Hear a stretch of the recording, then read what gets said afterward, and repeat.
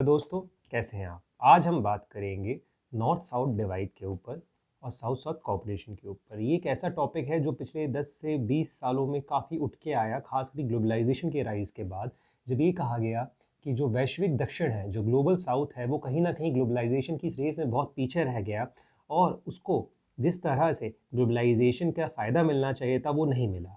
साथ के साथ नॉर्थ साउथ डिवाइड को और नॉर्थ साउथ जो डिबेट है, इसको बहुत हद तक सपोर्ट किया जो न्यो मार्क्सिस्ट हैं या उस थिंकर्स के ग्रुप्स ने जो ये मानते थे कि न्यो कॉलोनियलिज्म जो आया या जो लिबरलिज्म, जो न्यो लिबरलिज्म है, जो 21वीं शताब्दी में आज की तारीख में वैश्विक तौर पे एक बहुत ज़्यादा प्रचलित सोच है, कहीं ना कहीं एक तरह से नया उपनिवेशवाद ही है, जिसके तहत जो अविकसित और विकासशील राष्ट्र हैं उन्हें दबाया जा रहा है, उनके रिसोर्सेज का दोहन किया जा रहा है बिना उनकी परमिशन के, या उनको इस तरह की कंडीशन में बांधा जाता है कि जहां वो अपने रिसोर्सेज को खुद के फ़ायदे के इस्तेमाल के लिए ना यूज़ कर पाते हुए खुद को फ्री ट्रेड के जाल में फंसा लेते हैं। तो हम आज बात करेंगे अहम 3 टॉपिक्स पे। पहला होगा नॉर्थ साउथ डिवाइड, दूसरा होगा नॉर्थ साउथ जो डिबेट है, और तीसरा होगा साउथ साउथ कॉपरेशन। अभी हमें समझना होगा ये नॉर्थ और साउथ क्या भला है। ये अगर हम बात करें नॉर्थ और साउथ की, तो पॉलिटिकल साइंस और इंटरनेशनल रिलेशंस में ग्लोबल नॉर्थ ग्लोबल साउथ का मतलब जोग्राफिकल नॉर्थ और जोग्राफिकल साउथ नहीं है, उत्तर या दक्षिण। ये बात मानी गई इन्होंने बेसिकली जब ये आपका शीत युद्ध खत्म हो जाता है और जो फर्स्ट वर्ल्ड, सेकंड वर्ल्ड और थर्ड वर्ल्ड की बात थी वो थोड़ी शिथिल पड़ती है, तो वहाँ से ये नई चीज़ का उदय होता है जिसे प्रोमिनेंट तौर पे, ये पहले भी थ्योरी थी ग्लोबल नॉर्थ और ग्लोबल साउथ की। ग्लोबल नॉर्थ में उन कंट्रीज़ को माना गया जो हाईली डेवलप्ड हैं, हाईली स्किल्ड हैं, जिनका एक स्ट्रॉन्ग इंडस्ट्रियल बेस है, जो कि टेक्नोलॉजिकली ड्रिवन सोसाइटीज़ हैं, जहाँ high level of human development index हैं। वो कंट्रीज़ जो दुनिया के एक्सपोर्ट इंपोर्ट में एक अहम रोल निभाती हैं, वो कंट्रीज़ जिनका दखल है अंतर्राष्ट्रीय जो वैश्विक फाइनेंशियल इंस्टीट्यूशंस हैं उनके अंदर, या ग्लोबल जो इंस्टीट्यूशंस है, चाहे वो यूएन हो, चाहे G8 जैसे महत्वपूर्ण संगठन हो, उनमें ग्लोबल साउथ में वो कंट्रीज़ आती हैं जो पुरानी कॉलोनीज़ रह चुकी हैं, जो पुराने उपनिवेश रह चुके हैं, जिनका एक स्ट्रॉन्ग इंडस्ट्रियल बेस नहीं है, जिनका अंदर आप देख सकते हैं जिनकी इकोनॉमी प्राइमरी तौर पे जो प्राइमरी सेक्टर का एक्सपोर्ट, जैसे कि कोल, आयरन ओर या रॉ मटेरियल जिसको हम कहते हैं, उसको उस पर डिपेंडेंट होती है। ये अपनी अर्थव्यवस्था के लिए जो ग्लोबल नॉर्थ की कंट्रीज़ हैं उनको किए जाने वाले अपने एक्सपोर्ट पर डिपेंडेंट होते हैं। साथ में इनके यहाँ टेक्नोलॉजिकल एडवांस का वो लेवल नहीं होता, और जो टेक्नोलॉजीज़ होती हैं उसके लिए कहीं ना कहीं डिपेंडेंट होते हैं ग्लोबल नॉर्थ के सपोर्ट पर। साथ के साथ इन देशों की जो अर्थव्यवस्था है वो काफ़ी कमज़ोर होती है, ह्यूमन डेवलपमेंट इंडेक्स काफ़ी नीचा होता है, एक स्टेबल पॉलिटिकल सिस्टम नहीं होता, और कहीं ना कहीं इनके अंदर एक बहुत ज़्यादा दखल होता है जो ग्लोबल पावर्स है उसमें। आप चाहे ग्लोबल नॉर्थ की कंट्रीज़ को कह लें, चाहे ग्लोबल फाइनेंशियल इंस्टीट्यूशंस को कह लें, चाहे एमएनसीज़ को कह लें, चाहे टीएनसीज़ को कह लें।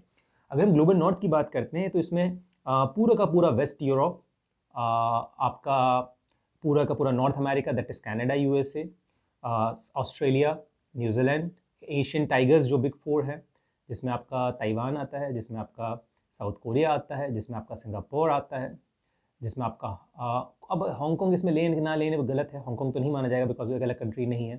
तो ये आपके जो चार एशियन बिग टाइगर्स हैं वो इसमें आते हैं। इसके सिवाय अगर आप बात करें, जापान आता है 4 एशियन बिग टाइगर्स में, ठीक है, यानी जापान, हांगकांग, ताइवान, आपका साउथ कोरिया और Singapore. High development human development index वाली जो एशियन कंट्रीज़ है वो इसमें आती हैं। सारी की सारी जो G8 कंट्रीज़ हैं, जो सो कॉल्ड दुनिया के अमीर देशों का संगठन है, उसके अंदर सारे के सारे ग्लोबल नॉर्थ की नेशंस हैं। सिक्योरिटी काउंसिल्स में अगर आप देखें, सिक्योरिटी काउंसिल की जो 5 में से 4 सीटें हैं ग्लोबल नॉर्थ के पास, एक चाइना के पास है। इसके सिवाय अगर बात करें G8 देशों का 2012 के दर से देखिए तो दुनिया की अर्थव्यवस्था की टोटल GDP में लगभग 40% के आसपास उनका दखल है। ये बात आती है कि तो इसलिए आप समझें कि जो ग्लोबल नॉर्थ ग्लोबल साउथ का खेल है ना, ये जोग्राफिकल नॉर्थ साउथ नहीं है, ये सोशो पॉलिटिकल डिवाइड है। एक तरफ वो technologically advanced high development index वाली कंट्रीज़ हैं जिनका दखल है दुनिया की अर्थव्यवस्था में, दूसरी तरफ वो कंट्रीज़ हैं जो कहीं ना कहीं ये नव उपनिवेशवाद या इन कंपनीज़ की जो सोकल न्यू, इन कंट्रीज़ की जो सोकल न्यू लिबरल पॉलिसीज़ हैं उनका नेगेटिव दंश झेलते हुए विकासशील और अविकसित राष्ट्र हैं। ग्लोबल साउथ में अफ्रीका पूरा का पूरा आता है, लैटिन अमेरिका यानी कि आपका पूरा का पूरा साउथ अमेरिका और सेंट्रल अमेरिका, एशिया की जो डेवलपिंग कंट्रीज़ हैं, और मिडल ईस्ट का रीजन आता है। मिडल ईस्ट इकोनॉमिकली काफ़ी ज़्यादा उठता हुआ देश है, बट वहाँ पे भी वेल्थ का डिस्ट्रीब्यूशन इक्वल नहीं है, प्लस एक स्ट्रॉन्ग डेमोक्रेटिक कल्चर नहीं है। इसलिए काफ़ी लोग डिबेट करते हैं कि इसीलिए उसे ग्लोबल नॉर्थ कंसीडर नहीं किया जाता, बिकॉज एक प्रॉपर डेमोक्रेटिक सिस्टम नहीं है और ना उनका इंटीग्रेशन ग्लोबल इकोनॉमी में एज सच है। मिडल ईस्ट का जो इंटीग्रेशन है वो ग्लोबल इकोनॉमी में केवल raw material that is petroleum base है, तो आप उसको एक हाईली स्किल्ड सोसाइटी नहीं मान सकते। नॉर्थ बेसिकली फर्स्ट वर्ल्ड का प्लस सेकंड वर्ल्ड की ज़्यादातर कंट्रीज, साउथ में ज़्यादातर सो कॉल्ड थर्ड वर्ल्ड और डेवलपिंग कंट्रीज। अभी फर्स्ट वर्ल्ड और सेकंड वर्ल्ड किया है, जब शीत युद्ध चल रहा था तो जो वो कंट्रीज जो कि वेस्टर्न आइडियाज़ के साथ थी, वेस्टर्न इकोनॉमिकल सिस्टम को जिनने अपनाया, जिसमें ज़्यादातर वेस्टर्न यूरोप और नॉर्थ अमेरिकन कंट्रीज थी, वो फर्स्ट वर्ल्ड कंट्रीज कहलाई, जिनमें हाई डेवलपमेंट रेशो था। सिमिलरली वो कंट्रीज जो सोवियत यूनियन के साथ थी, जो कि सोशलिस्ट पैटर्न पे थी, जिसमें ईस्टर्न यूरोपियन कंट्रीज और रशिया आती थी, ये कहलाई आपका सेकंड वर्ल्ड। थर्ड वर्ल्ड में वो विकासशील राष्ट्र, नॉन अलाइन कंट्रीज, जो कि दोनों ने कहा कि जिनने कहा कि हम कोल्ड वॉर में किसी पार्टी का हिस्सा नहीं बनना चाहते, हम एक बीच का रास्ता निकालना चाहते हैं जो हमारे खुद के डेवलपमेंट पे बेस हो, हमारे खुद के इंटरेस्ट पे बेस हो, वो थर्ड वर्ल्ड कहलाया। जब शीत युद्ध खत्म हो गया तो उसमें ये हुआ कि भाई जो नॉर्थ की जो ज़्यादातर कंट्रीज थी सो कॉल्ड आपकी सेकेंड वर्ल्ड की, इसमें से जो हाई डेवलपमेंट लेवल वाली कंट्रीज में रशिया आती है, कुछ आपकी वो कंट्रीज जो आज यूरोपियन यूनियन का हिस्सा है ईस्टर्न यूरोप की, वो आती हैं, वो चली गई फर्स्ट वर्ल्ड में, कुछ आ गई थर्ड वर्ल्ड में। तो ये फर्स्ट वर्ल्ड और थर्ड वर्ल्ड की जगह इसे ग्लोबल नॉर्थ और ग्लोबल साउथ के तौर पे ज़्यादा प्रचलित टर्म यूज़ किए जाने लगा। सदर्न स्टेट्स के साथ जो सबसे बड़ी दिक्कत है, ये गरीब होते हैं, जाहिर सी बात है, इनकी यहाँ डेमोक्रेसी बहुत फ्रजाइल होती है। इसमें यह अक्सर कहा जाता है कि डेमोक्रेसी फ्रजाइल होने में ग्लोबल नॉर्थ का एक बड़ा अहम रोल है। जब ग्लोबल नॉर्थ ने इनमें से ज़्यादातर जो इनकी पुरानी कॉलोनीज इनको आज़ादी दी, तो उन्होंने एक ऐसा सिस्टम क्रिएट किया जहाँ पे लीडर्स वफादार हैं अपने पुराने कॉलोनियल मास्टर्स के या उन कैपिटलिस्ट इंटरेस्ट के या खुद के सेल्फ इंटरेस्ट ग्रुप्स के, ना कि आवाम के प्रति। तो एक स्ट्रॉन्ग डेमोक्रेसी नहीं आती है। आप अफ्रीका और एशिया की ज़्यादातर कंट्रीज़ में इस चीज़ को देख सकते हैं, आगे समझ सकते हैं। ये ज़्यादातर डिपेंडेंट है, हेविली डिपेंडेंट है रॉ मटेरियल के एक्सपोर्ट पे towards their x colonial masters. इनके पास हाईली स्किल्ड और हाईली डेवलप्ड इंडस्ट्रीज नहीं है। इनका मेन इकोनॉमिकल बेस जो है वो प्राइमरी सेक्टर के एक्सपोर्ट पर है, दैट इज कोल, आप समझ रहे हैं, रॉ मटेरियल हो गया, एग्रीरियन प्रोडक्ट्स हो गया, उनके ऊपर, फर्निश गुड्स पे नहीं है। ये आइडिया प्रोमिनेंट आया था फर्स्ट वर्ल्ड सेकंड वर्ल्ड का, जो मैंने आपको बताया था कोल्ड वॉर एरा में। थर्ड वर्ल्ड कंट्रीज का जो राइज होता है वो नॉन अलाइनमेंट मूवमेंट जो बांडुंग कॉन्फ्रेंस 1955 की होती है, वहाँ से माना जाता है। ये पहली समिट थी जहाँ पर ये अंडर डेवलप कंट्रीज ने इस चीज़ को एहसास किया कि भाई ये फर्स्ट वर्ल्ड और सेकंड वर्ल्ड की लड़ाई में फंसने से बेहतर में तीसरा रास्ता अपनाना होगा, बिकॉज हमें सबसे मदद चाहिए, और साथ में हम ऑलरेडी एक्स कॉलोनीज रह चुके हैं, हमने उपनिवेशवाद का दंश झेला है, तो वापस हम ऐसे सिस्टम में क्यों जाएं जहाँ पर हमारे साथ उस तरह का एक्सप्लॉयटेशन हो, जिसके नतीजे में एक ही तीसरे रास्ते की बात हुई, जिसे आप नॉन अलाइन मूवमेंट कह सकते हैं। बाद में जो कि साउथ कॉन्फ्रेंस के नाम से आप देख लें, चाहे वो कांकुन कॉन्फ्रेंस हो 70s में जो मैक्सिको में हुई, या जो अल्जीरियस कॉन्फ्रेंस थी, वहाँ से वो चीज़ें निकल कर आई। 1961 में जब नॉन अलाइनमेंट मूवमेंट खड़ा होता है, तो 1961 में नॉन अलाइनमेंट मूवमेंट का मेन मकसद क्या था? वो एक ऐसा सिस्टम चाहता था जहाँ पे जो newly independent x colonial countries हैं, ये ईस्ट और वेस्ट की लड़ाई से निकलते हुए अपने एक अलग रास्ता निकाल सकें, ऐसा रास्ता जहाँ खुद का विकास देखें, ना कि ये वैश्विक संघर्ष का एक हिस्सा बने। इसने एक आइडिया दिया जन्म को कोर और पेरिफेरी के, ठीक है, वेस्टर्न पॉलिटिकल सिस्टम और इकोनॉमिक्स में भी। कोर का मतलब वो कंट्रीज जो हाईली सोफिस्टिकेटेड इंडस्ट्रियल बेस वाली कंट्रीज थी, जो पुरानी एक्स कॉलोनियल पावर्स थी, जिनके पास कैपेसिटीज थी कि वो डेवलपिंग कंट्रीज के लोकल पॉलिटिकल सिस्टम को कहीं ना कहीं इंपैक्ट डाले या उन पर इंटरफेयर करे। सिमिलरली ऐसी सिचुएशन जहाँ पर वो डिसाइड करती थी, वो कंट्रोल करती हैं ग्लोबल फ्लो ऑफ टेक्नोलॉजी को, जो कि डिपेंडेंट बना देता है थर्ड वर्ल्ड कंट्रीज को उनके ऊपर, अपने सर्वाइवल के लिए, अपने मार्केट के लिए। रॉ मटेरियल इनको ज़्यादातर एक्सपोर्ट कहाँ करना है? इन डेवलप्ड कंट्रीज़ को। प्राइस कौन डिसाइड करेगा खरीदने की? Developed countries. और बाद में वही प्रोडक्ट को फर्निश करके वो अपने मन माने दाम पे आपके डंप करेगा, जिससे आपकी लोकल इंडस्ट्रीज़ ना कभी खड़ी हो पाएंगी और ना ये चाहते हैं कभी खड़ी हो।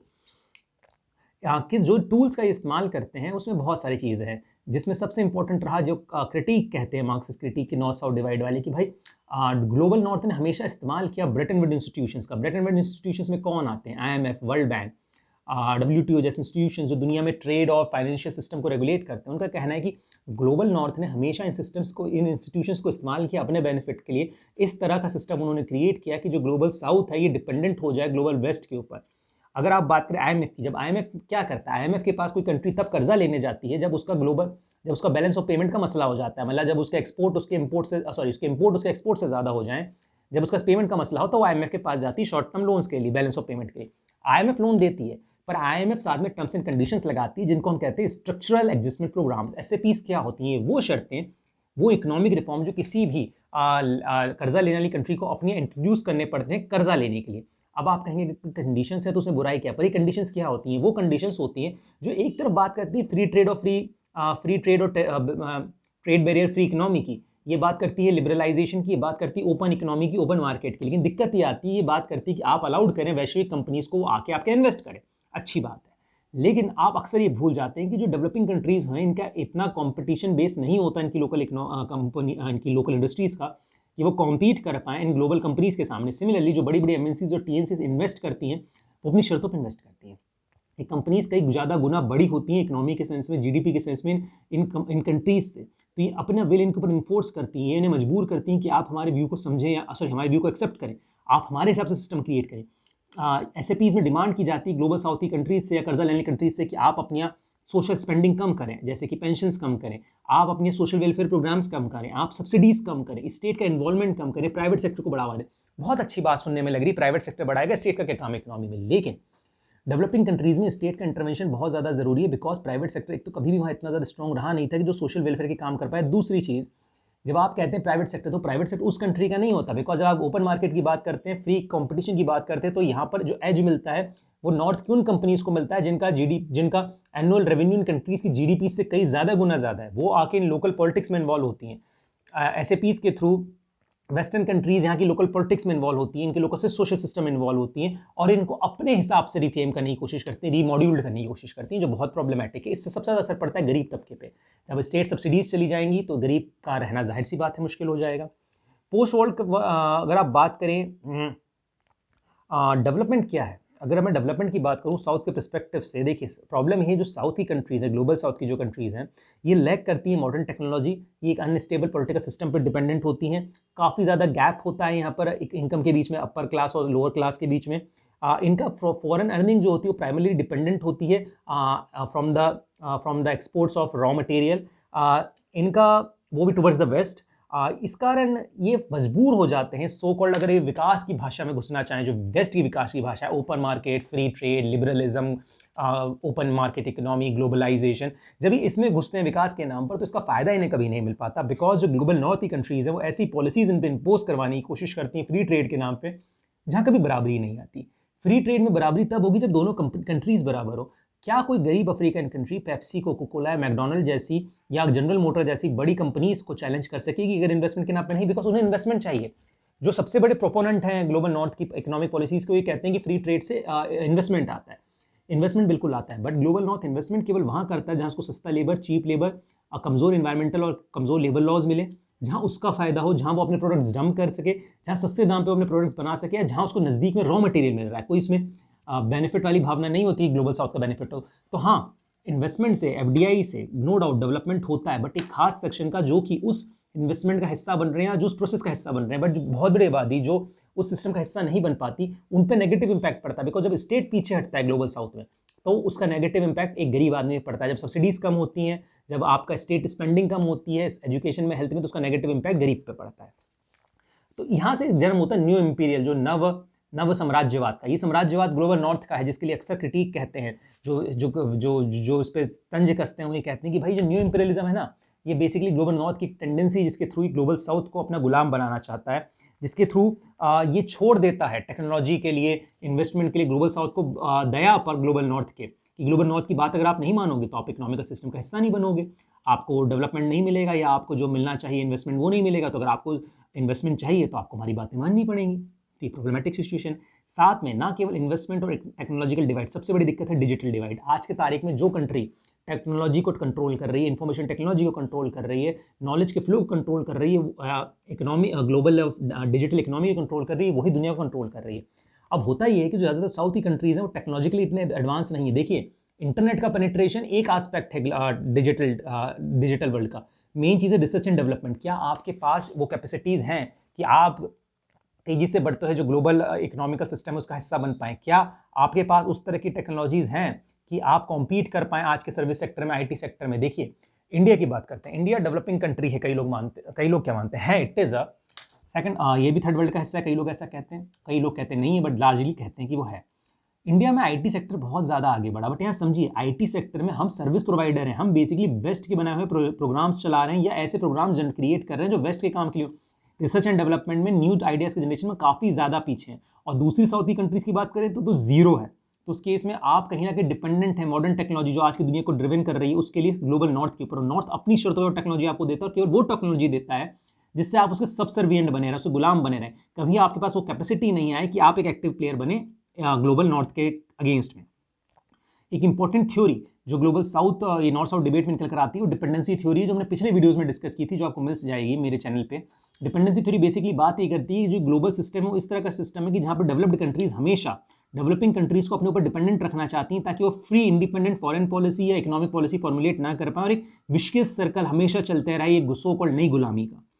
ग्लोबलाइजेशन के कारण बिल्कुल सही, कई सारी साउथी कंट्रीज का राइज हुआ, ये मानते हैं कई लोग, ऐसे कहते हैं ग्लोबलाइजेशन नॉर्थ साउथ डिवाइड कम हो गया बिकॉज कई सारी साउथी कंट्री जैसे इंडिया है, चाइना है, साउथ अफ्रीका है, ब्राजील है, इनका राइज हो रहा है, बिल्कुल हो रहा है। लेकिन ये बात समझिए, ये राइज क्या बराबर का राइज है? नहीं, ये राइज के special characterisation unequal distribution of wealth और वीक डेमोक्रेटिक सिस्टम। सैडली ये रियलिटी है। तो ये जो डेवलपमेंट हो रहा है, डेवलपमेंट फिर उन लोगों का हो रहा है जो कि सो कॉल्ड ग्लोबलाइजेशन के एजेंट्स बने हैं, जो सो कॉल्ड ग्लोबलाइजेशन के साथ खुद को रिलेट कर पाए। जो लोग इससे बाहर रह गए वो उल्टा और ज़्यादा पिछड़े हैं उस दौर में। फ्री ट्रेड को जो सपोर्ट करता है ग्लोबल नॉर्थ, अगर उसकी हम बात करते हैं, देखिए नॉर्थ साउथ डिवाइड में सबसे ज़्यादा जो अहम रोल निभाया है वो किसी ने वो निभाया है फ्री ट्रेड और कैपिटलिज्म ने। इसके कारण आप देखेंगे, क्योंकि जब फ्री ट्रेड और कैपिटलिज्म की बात होती है, नॉर्थ इसका प्रोपोनेंट है, वो साउथ से कहता है आप इसी को एक्सेप्ट करें एज इट इज। लेकिन जब साउथ इसको एक्सेप्ट करता है तो उसका उल्टा और अनडेवलपमेंट होता है, उसका डी इंडस्ट्रियलाइजेशन होता है, बिकॉज जब भारी कंपनीज वहाँ आती है, लोकल कंपनीज वहाँ कॉम्पीट नहीं कर पाती, वो कंपनीज बंद होती हैं, डी इंडस्ट्रियलाइजेशन होता है उस कंट्री का एक तरह से डिपेंडेंसी क्रिएट होता है वेस्टर्न वर्ल्ड के ऊपर। तो कहीं ना कहीं जो फ्री ट्रेड और फ्री फ्लो ऑफ कैपिटलिज्म है, जो 20th सेंचुरी का एक मेन प्रोपोनेंट है, उसने कहीं ना कहीं ग्लोबल साउथ की प्रॉब्लम्स को बढ़ाया है। इसी के नतीजे में अगर आप देखें तो इस साउथ साउथ कॉपरेशन भी बढ़ा है। साउथ साउथ कॉपरेशन बढ़ने का सबसे बड़ा अहम कारण ये है कि उनको ऐसा लगता है साउथी कंट्रीज को कि हिस्टोरिकली अगर आप देखेंगे तो साउथी कंट्रीज का ये मानना है कि जो इकोनॉमिक सिस्टम है दुनिया का वो इतना ज़्यादा बायस्ड है, वो इतना ज़्यादा एंटी साउथ है कि वो कतई नहीं चाहता कि साउथ की कंट्रीज का रियल डेवलपमेंट हो। उनका लॉजिक ये कि साउथ की कंट्रीज का डेवलपमेंट जो है वो तभी पॉसिबल है जब साउथी कंट्रीज खुद को लेकर सीरियस होंगी और खुद के इश्यूज को लेकर आगे खुद बढ़ेंगी, ना कि वो डिपेंडेंट रहेंगी ग्लोबल नॉर्थ के ऊपर। तो जिसके नतीजे में यहाँ ग्लोबल साउथ साउथ कॉपरेशन का राइज होता है। ये जो south south cooperation, south south debate है, इसमें एक बड़ा अहम रोल निभाता है न्यू इंटरनेशनल इकोनॉमिक ऑर्डर। ये 1970s और 80s में जो मैक्सिको के अंदर कांकुन कॉन्फ्रेंस हुआ था और जो अल्जीरियस कॉन्फ्रेंस है 1970 का, वहां से निकल कर आता है कि अल्टरनेटिव व्यू की बात करता है वर्ल्ड इकोनॉमिक सिस्टम की। इस कॉन्फ्रेंस में साउथ के नेशंस ने ये कहा, जो करीबन 30 के करीब कंट्रीज समिट हुई थी लैटिन अमेरिकन और अफ्रीकन कंट्रीज को, उन्होंने कहा देखिए जो ग्लोबल इकोनॉमिकल सिस्टम है बायस्ड है, ये प्रो वेस्ट है। जो इंस्टीट्यूशंस इसे रेगुलेट कर रहे हैं, जैसे ब्रिटेन में इंस्टीट्यूशंस IMF वर्ल्ड बैंक आते हैं, ये वेस्ट द्वारा कंट्रोल है। इनका ultimate aim equilibrium distribution of wealth या फिर क्रिएशन ऑफ वेल्थ नहीं है। इनका अल्टीमेट एम है वेस्ट की हेजेमनी को एस्टैब्लिश करना डेवलपिंग नेशंस पे। उनका लॉजिक ये था कि जो so called companies, so called और ऑर्गेनाइजेशंस हैं IMF और वर्ल्ड बैंक की, ये कहीं ना कहीं आपको डिपेंडेंट बना रही हैं वेस्ट के ऊपर। ये ओपन मार्केट इकोनॉमी फ्री नहीं है, या फ्री ट्रेड कभी भी इक्वल बेसिस पे नहीं होता, ये आपको डिपेंडेंट बनाता है हमेशा वेस्ट के ऊपर। तो ये इसके अगेंस्ट एक कॉन्सेप्ट लेकर आए। इनका कॉन्सेप्ट ये था कि हमें एक ऐसा अल्टरनेटिव सिस्टम चाहिए जो साउथ ओरिएंटेड हो, जो साउथ की नीड्स को समझे, जो साउथ की इंपॉर्टेंस को समझे। इन्होंने बात करी ग्लोबल इनक्वालिटी की इन वर्ल्ड इकोनॉमिक सिस्टम। इन्होंने कहा जो भैया वर्ल्ड इकोनॉमिक सिस्टम है तो वैसे ही बायस्ड है। आप कहते हो फ्री ट्रेड, पर फ्री ट्रेड में लीड तो आपकी कंपनीज कर रही हैं। फ्री ट्रेड में है जो हेजेमनी है वो तो आपके जो इंस्टीट्यूशंस है पसंद के IMF वर्ल्ड बैंक उनकी है, तो उसमें हम कहाँ? अगर आप हमसे उम्मीद करते हो कि हम भी इसका हिस्सा बने, तो एटलीस्ट आपको हमको एक पूरी तरह से इसमें इक्वल पार्टिसिपेशन का मौका तो देना चाहिए। प्लस आपने, क्योंकि हमारे इतने साल एक्सप्लॉयटेशन का, इसलिए हम बैकवर्ड हैं, तो इसलिए इक्वल कंपटीशन तो हो नहीं सकती। तो हमें अफर्मेटिव एक्शन की जरूरत है ताकि हम भी दुनिया की इस रेस में बराबरी से खड़े हो सकें। जाहिर सी बात है, बिल्कुल जाहिर सी बात है। इन्होंने बात करी एक ऐसे इकोनॉमिकल सिस्टम की जिसको रिवर्स करने की जरूरत है। जो पुराना सिस्टम था पोस्ट सेकंड वर्ल्ड वॉर का, जो कि IMF सिस्टम कहलाता है, ब्रिटेन वुड्स सिस्टम कहलाता है, उसको हटा के ऐसे सिस्टम को लाने की बात करी जो कि साउथ ओरिएंटेड हो, जो साउथ के इंटरेस्ट के बारे में सोचे। न्यू के जो की आइडियाज हैं वही कहते हैं कि सोवरेन, ये बात सपोर्ट करता है सोवरेन इक्वालिटी को, right to self determination over the natural resources. ये कहता है कि देखिए पहली चीज तो सोवरेन इक्वालिटी, मतलब कोई देश बड़ा नहीं, कोई देश छोटा नहीं। तो वर्ल्ड इकोनॉमिकल ऑर्डर में वेस्टर्न कंट्रीज को जो प्रेशराइजेशन की पॉलिटिक्स खेलते हैं ये लोग कि अब लिबरलिज्म लाएं, रिफॉर्म्स लाएं साउथ की कंट्रीज को, गलत है। हर कंट्री बड़ी है, बराबर है। हर कंट्री का हक है कि वो अपने इकोनॉमिकल ऑर्डर के बारे में सोचे, अपना हित सोचे। Similarly right to self determination होना चाहिए नेचुरल रिसोर्सेज के ऊपर। नेचुरल रिसोर्सेज के ऊपर डिटरमिनेशन का मतलब क्या? एक राष्ट्र, डेवलपिंग राष्ट्र खुद फैसला कर सकें कि वो अपने नेचुरल रिसोर्सेज को किस तरह यूज करेंगे। फ्री ट्रेड और ग्लोबल ट्रेड के नाम पर आप उन्हें फोर्स नहीं कर सकते कि आप ओपन ट्रेड के लिए अपने मार्केट्स को खोलें, अपने रिसोर्सेज को खोलें एक्सप्लॉयटेशन के लिए। ये किसी भी राष्ट्र का एक स्वविवेक होता है कि वो किस तरह से अपने नेशनल रिसोर्सेज को अपने हित के लिए इस्तेमाल करे। इनका जो कोर आइडिया था उनका ये था कि देखिए डेवलपिंग नेशंस का ये हक होना चाहिए कि वो अपने मार्केट्स को अपने हिसाब से रेगुलेट करें। आप उन पे मतलब जो वेस्टर्न नोशन, जो ग्लोबल नॉर्थ की पॉलिसीज हैं ओपन ट्रेड और फ्री ट्रेड की, वो नहीं लागू कर सकते, बिकॉज डेवलपिंग नेशंस की नीड्स अलग हैं। फ्री ट्रेड और फ्री फ्लो ऑफ कैपिटल से कहीं ना कहीं उनकी लोकल इकोनॉमीज पे नेगेटिव इंपैक्ट पड़ सकता है। इसीलिए ज़रूरत है कि ग्लोबल साउथ को आज़ादी दी जाए कि वो अपने हिसाब से अपने मार्केट को रेगुलेट करे। साथ के साथ नेशनलाइजेशन ऑफ नेचुरल रिसोर्सेज का हक उन्हें दिया जाए, बिकॉज सालों साल उनके नेचुरल रिसोर्सेज को ग्लोबल नॉर्थ की कंट्रीज, उनके एक्स कॉलोनियल मास्टर्स ने एक्सप्लॉइट किया है। इसलिए हक बनता है ग्लोबल साउथ का कि वो अपने नेशनल रिसोर्सेज का नेशनलाइजेशन करते हुए उनको अपने नेशनल इंटरेस्ट के लिए यूज़ कर सके और इनको हक दिया जाए। जैसे ओपेक बना है ऑयल की ट्रेडिंग का, उस तरह डेवलपिंग कंट्रीज को ऐसे संगठन बनाने के लिए प्रमोट किया जा सके जहाँ पे वो डिसाइड करे कि किस तरह से ग्लोबल प्राइमरी गुड्स का मार्केट रेगुलेट होगा, जिसमें मिनरल ओर्स आ जाएगा, अलग अलग रॉ मटेरियल्स आ जाएंगे, एग्रीकल्चर प्रोडक्ट आ जाएंगे। इनका भी एक ऑर्गेनाइजेशन बने जहाँ पे डिस्कस करें प्राइस सप्लाई को लेकर, ताकि इनकी से बढ़े ग्लोबल इकोनॉमिक सिस्टम में। इसके सिवाय जो इंटरनेशनल ट्रेड और फाइनेंस का सिस्टम है इक्वल बेसिस पे होना चाहिए। जैसे कि आप देखें ब्रेटन वुड इंस्टीट्यूशन पूरा का पूरा वेस्ट के काबू में, वोटिंग राइट से लेकर उनकी जो इंपॉर्टेंट पोजीशंस तक। ये सही नहीं है। जहाँ पे वेस्ट की मोनोपोली होगी तो कैसे ग्लोबल साउथ की, नॉर्थ की मोनोपोली होगी, कैसे ग्लोबल साउथ की हित सुधरेगा। तो ये ग्लोबल इंस्टीट्यूशंस और जो फाइनेंशियल मार्केट इसमें रिफॉर्म होना बहुत ज़रूरी है। साथ के साथ ट्रांसफर ऑफ टेक्नोलॉजी की जाए, बिना किसी शर्त के टेक्निकल असिस्टेंट दिया जाए ग्लोबल नॉर्थ और ग्लोबल साउथ को, क्योंकि उनका ये मानना है कि हमारे बैकवर्डनेस के पीछे बहुत बड़ा कारण आप लोग हैं, सालों साल आपने हमको एक्सप्लॉइट किया।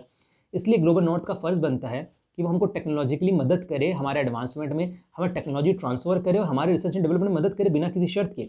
साथ के साथ इक्वालिटी हो between north and south in international level. जैसे कि देखें यूएन में सिक्योरिटी काउंसिल है पूरा का पूरा ग्लोबल नॉर्थ की हेजेमनी, वो नहीं होना चाहिए। इंपॉर्टेंट इंस्टीट्यूशन में ग्लोबल साउथ को भी उतनी से मिलनी चाहिए, इनकी डिमांड है। साथ के साथ इनका ये मानना है कि जो ये इंटरनेशनल एड की पॉलिटिक्स है, जो मदद की पॉलिटिक्स है, इसमें जो ये स्ट्रिंग्स, नो स्ट्रिंग्स अटैच वाला कॉन्सेप्ट होना चाहिए कि भाई अगर आप हमें कर्जा दे रहे हैं, आप हमें मदद दे रहे हैं, तो इसमें आप हम पे प्रेशराइजेशन की पॉलिटिक्स या हमको एसएपीज और ये सब नहीं कर सकते। ये हमारा राइट है, हम डिसाइड करेंगे कि हमारे लिए क्या अच्छा है क्या खराब है। इसने बात करी, ये सपोर्ट करता है फ्री ट्रेड की जगह सेंट्रल प्लानिंग को। सेंट्रल प्लानिंग मतलब जहाँ नेशन बैठ के डिसाइड करें कि उसके हित के लिए क्या है, वो अपने डोमेस्टिक मार्केट के नीड्स और उसकी रियलिटी के हिसाब से अपने इकोनॉमिक पॉलिसीज को फॉर्मुलेट करें, ना कि फ्री ट्रेड का कॉन्सेप्ट जो वेस्ट इंपोज कर रहा है उसको फॉलो करें। ये सपोर्ट करता है central planning of state economic policies को रदर देन आपका फ्री ट्रेड के, जो वेस्ट सपोर्ट करता है, ग्लोबल नॉर्थ सपोर्ट करता है। देखिए कई लोग कहते हैं ग्लोबलाइजेशन के कारण वैसे भी फ्री मार्केट बड़ा है और मजबूरन ही सही। देखिए ये बड़ा डिलेमा है। नियो की पॉलिसी बहुत अच्छी थी बट डेवलपिंग नेशन से कभी लागू नहीं करवा पाए, बिकॉज उनकी इकोनॉमिक सिचुएशन 80s-90s में इतनी कमजोर होगी कि उन्हें मजबूरन वापस से आईएमएफ की ओर जाना पड़ा और वो शर्तें माननी पड़ी जो शायद उनके लिए बेहतर नहीं, जिसमें इंडिया भी 90s में आईएमएफ के पास गया, ज्यादातर अफ्रीकन और लैटिन अमेरिकन कंट्रीज आईएमएफ के पास गई और मजबूर उन्होंने शर्तें माननी पड़ी, बिकॉज वेस्ट के पास आज भी वो ताकत है कि वो हेजेमनाइज कर सकता है ग्लोबल इकोनॉमिक सिस्टम को। इसके कारण मजबूरन ये नियो कभी लागू नहीं हो पाया। मतलब जो हम आज आप देखें ज्यादातर डेवलपिंग कंट्रीज मजबूरन ही सही आईएमएफ की बातों को मान रही हैं, जो दिखा रहा है कि एक्सप्लॉयटेटिव सिस्टम आज भी उतना ही ताकतवर है। लेकिन कई लोग कहते हैं ग्लोबलाइजेशन के कारण फ्री ट्रेड का बढ़ावा मिला और उसके कारण ब्रेटन वुड्स सिस्टम कहीं ना कहीं रिप्लेस हो गया वाशिंगटन कंसेंसस से, जिसमें बात होती है गुड गवर्नेंस की। बट अगेन गुड गवर्नेंस की अगर आप बात करते हैं, ये भी वेस्टर्न नोशन है। जिस चीज़ को आप गवर्नेंस कहते हैं, गुड गवर्नेंस कहते हैं, वो जरूरी नहीं ग्लोबल साउथ के सिनेरियो में भी लागू हो। बेसिकली वाशिंगटन कंसेंसस वो 10 पॉइंट थे जो आईएमएफ वर्ल्ड बैंक ने 1980s में निकाले अपनी मीटिंग में, जिसमें बात की गई थी ओपननेस की, जिसमें बात की गई थी अकाउंटेबिलिटी, ट्रांसपेरेंसी की, पीपल्स पार्टिसिपेशन की, प्राइवेटाइजेशन की, बैकनिंग ऑफ स्टेट की, कुछ हद तक न्यू लिबरल पॉलिसीज। लेकिन क्या ये चीज़ें डेवलपिंग कंट्रीज़ के लिए सही है? मेरे ख्याल से नहीं, बिकॉज जब आप कहते हैं पीपल्स पार्टिसिपेशन, होता है कि डेवलपिंग कंट्रीज में participation of only the elite section of the society होता है, elite section of the society होता है, मास का नहीं होता। तो आप कैसे उम्मीद कर सकते हैं कि भाई ये रियल में गुड गवर्नेंस आ रहा है? ऐसा नहीं है। ये भी कहीं ना कहीं वेस्टर्न एजेंडा है, नॉर्दर्न एजेंडा है। तो इस कारण अगर आप देखें डॉक्टर ये जो बेसिकली वाशिंगटन कॉन्सेंसस है 10 पॉइंट्स जो 1989 में जॉन विलियमसन ने निकाले थे, आईएमएफ वर्ल्ड बैंक के एक ऑफिशियल हुआ करते थे। इस कारण यहाँ से जन्म होता है इस कॉन्सेप्ट का 21st सेंचुरी के बाद साउथ साउथ कॉपरेशन का। ये आप साउथ साउथ डिवाइड समझ गए, नॉर्थ साउथ डिवाइड मतलब किस तरह नॉर्थ की कंट्रीज और साउथ की कंट्रीज अलग हैं। जो डिबेट है वो इस चीज़ को लेकर है कि साउथ की कंट्रीज कहती हैं कि वर्ल्ड इकोनॉमिक का सिस्टम पूरी तरह से डिस्क्रिमिनेटरी है। अब बात आती है साउथ साउथ कॉपरेशन की। जब 21st सेंचुरी के आसपास कई सारी साउथ की कंट्रीज से कंपेरेटिव राइस होता है, इसमें China, south Africa, Brazil, India है। यहाँ से व्यू आता है कि साउथ को अगर अपना हक संभालना है तो साउथ को केवल और केवल अपने इंटरेस्ट को देखेगा। और अपने इंटरेस्ट को कैसे देखेगा? अपने इंटरेस्ट को ऐसे देखा जब वो आपस में कॉपरेशन फैलाएंगे। कॉपरेशन कैसे फैलाएंगे उसका एग्जांपल मैं देता हूँ। जैसे ब्रिक्स का फॉर्मेशन इस चीज से कहा गया था कि जो वेस्टर्न कंट्रीज की हेजेमनी है वर्ल्ड इकोनॉमिकल मार्केट पे, वन इकोनॉमिक सिस्टम पे, उसे तोड़ा जाए, डेवलपिंग कंट्रीज को एक मौका दिया जाए। एससीओ है, आप बात करें 2014 में जब न्यू डेवलपमेंट बैंक ब्रिक्स बनाती है, उसका अल्टीमेट एम क्या है? आईएमएफ और ब्रेटन वुड्स इंस्टीट्यूशंस के जो हेजेमनी है और जो एक्सप्लॉयटेशन है उससे ग्लोबल साउथ को बचाना। एशियन इंफ्रास्ट्रक्चर डेवलपमेंट बैंक जो बनी है आपकी 2016 में, जो 50 देशों का ग्रुप है चाइना द्वारा हेडेड, इसका एम क्या है? आप बिना किसी शर्तों के जो ये आईएमएफ की एसएपीज की पॉलिसीज को हटाते हुए इंफ्रास्ट्रक्चर डेवलपमेंट के लिए डेवलपिंग कंट्रीज को लोन प्रोवाइड कराना। इंडिया अफ्रीका फोरम जो 2008 से है, ये बात कर रहा है कॉपरेशन बढ़ाने की अफ्रीका और इंडिया के बीच में।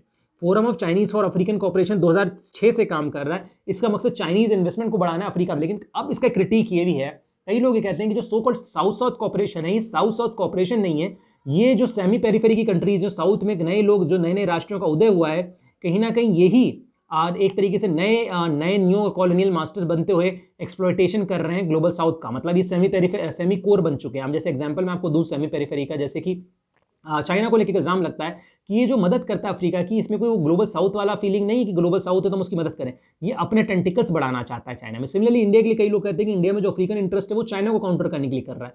तो आप ये समझिए, तो एक रियलिटी है आईआर की कि जो ताकतवर देश है वो हमेशा कमजोर देशों पर अपने इन्फ्लुएंस को बढ़ाना चाहते हैं। इसीलिए ग्लोबल साउथ साउथ कॉपरेशन को एक सपना देखा गया ब्रिक्स जैसे इंस्टीट्यूशंस के थ्रू, ओबीआर के थ्रू, कि भाई आप कहीं से अपना इन्वेस्टमेंट बढ़ाएं, आप खुद के पैरों पर खड़े हो, टेक्नोलॉजिकल एडवांसमेंट हो। बट ऐसा होता दिखता नहीं, जिसका सबसे बड़ा कारण ये है कि कभी भी ग्लोबल साउथी कंट्रीज में एक स्ट्रॉन्ग डेमोक्रेटिक सिस्टम को एस्टैब्लिश होने ही नहीं दिया गया ग्लोबल नॉर्थ के द्वारा।